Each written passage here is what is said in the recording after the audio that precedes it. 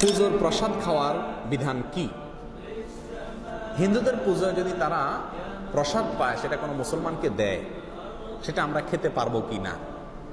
এই প্রশ্নের উত্তর হলো যে, পুজো উপলক্ষে অথবা অন্য ধর্মের মানুষের কোনো ধর্মীয় উৎসব উপলক্ষে কোনো খাবার যদি আপনাকে দেয়, সাধারণ খাবার, তাহলে সেটা খাওয়া আপনার জন্য জায়েজ। সাধারণ খাবার দিলে সেটা খাওয়া আপনার জন্য জায়েজ আছে।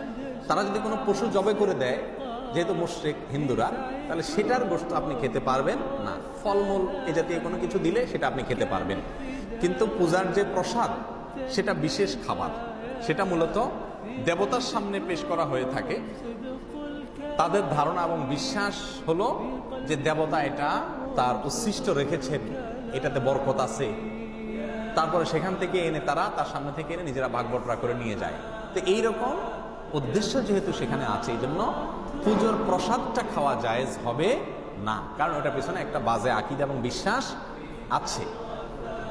আর এমনিতে সাধারণ খাবার যদি তারা দেয়, তাদের পূজা উপলক্ষে খেতে পারে না।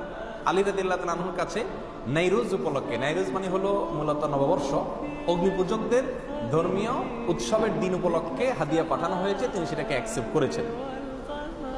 এরপরে আয়েশা রাদিয়াল্লাহু তাআলার কাছে এক মহিলা প্রশ্ন করেছেন যে, সেই মহিলা বলেছেন যে আমার ছোটবেলা দুগ্ধদান করিয়েছেন একজন অমুসলিম নারী, তিনি তার ধর্মীয় উৎসব উপলক্ষে আমাকে কিছু খাবার টাবার দিয়ে আমি খেতে পারবো কিনা।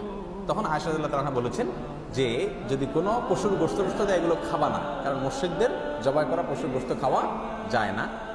আর যদি কোনো ফলমূল ইত্যাদি দেয়, গাছের কিছু দেয়, তাহলে সেটা অবশ্যই তুমি খেতে পারবে। তাহলে ধর্মীয় দিবস উপলক্ষে দিলেও সেটা সাধারণ খাবার হলে খাওয়া যাবে, কোনো অসুবিধা নেই।